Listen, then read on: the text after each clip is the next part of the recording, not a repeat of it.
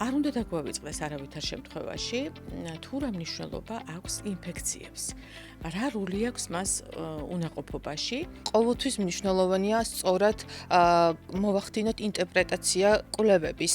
მაგალითისთვის რომ ავიღოთ თუნდაც ციტომეგალო ვირუსი, მშობელი ცრის უკვე თავიანთ შვილს პაპილომა ვირუსზე. უნდა ვიცოდეთ, რომ თუ ინფიცირება მოხდა უშუალოდ ორსულობის დროს, შეიძლება იყოს საფრთხის შემცველი, მაგრამ ამის ინტერპრეტაცია სწორად უნდა მოვახდინოთ. რატომ არის მაინც რომ აი ბევრ პრეპარატს ჩვენ გვინახავს რომ დანიშნული აქვს იმუნომოდულატორები, ანტივირუსული პრეპარატები, სხვადასხვა გადასხმები და ასე შემდეგ.